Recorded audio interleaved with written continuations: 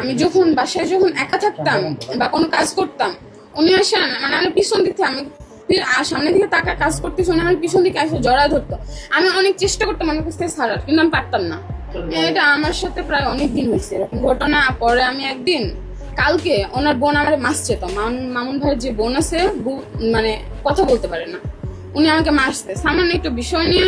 রুটি ঠান্ডা হয়ে গেছে, আমি রুটি আগে বানাইছি, রুটি ঠান্ডা হয়ে গেছে এই বিষয়টা নিয়ে কেউ কাউকে মারে। আর একদিন রাত্রে আমি আর মামুন ভাইয়ের মা একসাথে ঘুমাইতেছি, ঘুমানোর পর উনি মামুন ভাইয়ের আব্বা এসে আমার মুখে হাত দিচ্ছে। আমি কিন্তু জায়গায় গেছি, একটা ঘুমান্ত মানুষকে যদি কেউ টাচ করে মানুষটা জাগবে। আমি জায়গায় যাওয়ার পর আমি কিন্তু মা বলে ডাক দিছি, মামুন ভাইয়ের মাকে আমরা মা বলে ডাক দিছি। উনি সজাগ ছিল, তারপরে কোনো উত্তর দেয় নাই। পরে আমি যখন জোরে একটা চিৎকার দিছি, মামুন ভাই বলে যখন জোরে একটা চিৎকার দিছি, তখন উনি আমাকে ছাড়ছে। মামুন ভাই যে আব্বা আছে, উনি আমার সাথে অনেক রকম খারাপ ব্যবহার করছে, মনে করেন আমাকে খারাপভাবে টাচ করার চেষ্টা করছে। আমি এই ঘটনাগুলো কিন্তু মামুন ভাইয়ের মায়ের জানাইছি। এবার টিকটকার মামুনের বাবার বিরুদ্ধে বিস্ফোরক অভিযোগ করেছে তাদের গৃহকর্মী।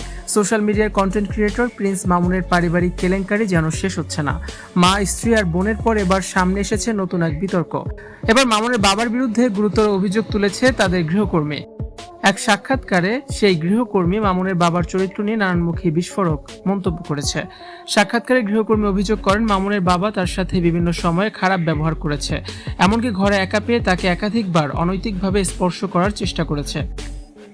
মামুনের মাকেও এই বিষয়ে সে জানিয়েছে, কিন্তু তা সত্ত্বেও কোনো সুরাহা মেলেনি।